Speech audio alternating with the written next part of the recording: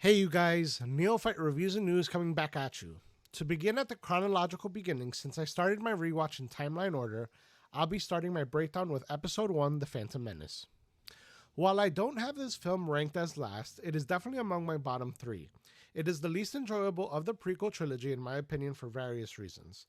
The first reason, and probably the one that most people would agree with, is Jar Jar Binks. Whether it is his mere presence or how heavily involved he is in the film, he comes off as a complete nuisance. While he did serve a purpose in helping Qui-Gon and Obi-Wan to meet the Gungan leader, he could have been removed thereafter. However, he is kept around for comedic relief, which ultimately fails in my opinion, because of how annoying he is. I think it is safe to say that he is on par with level of annoyance as C-3PO, but 3PO is at least beloved for being part of the original trilogy. He will become a bit more of a nuisance in Episode 2, but that is all I will say about Jar Jar for now. In regards to my other reasons for not enjoying The Phantom Menace as much, I would say that they are on the minor side. There is the plot hole of Obi-Wan and Qui-Gon using a Force run of sorts that, one, was never used in any of the original trilogy films. I only bring those up since they had their theatrical releases prior to this film. And the second thing is that the Force Run is never used again in any future installments. Another slight nitpick that I had about this film is its divided focus of the political side of Star Wars. Because it's being used to set up Palpatine's rise to power, it took away from the possibilities of further exploration of Anakin's storyline or a potential Jedi storyline dedicated to either Qui-Gon or Obi-Wan.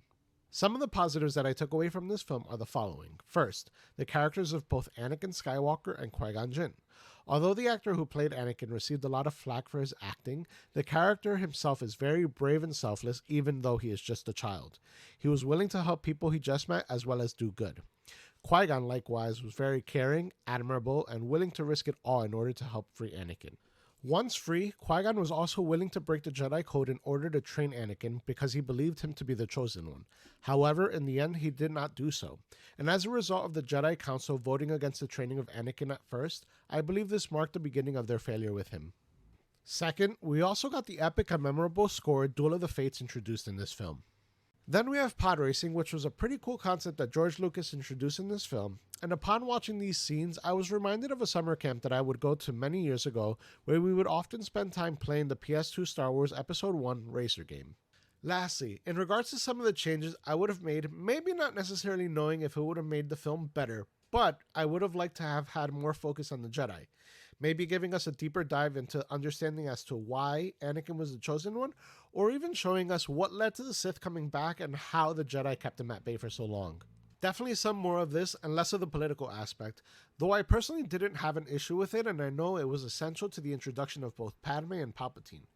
Interestingly enough, we may be getting a look at the Jedi prior to the prequels in the upcoming TV series, The Acolyte.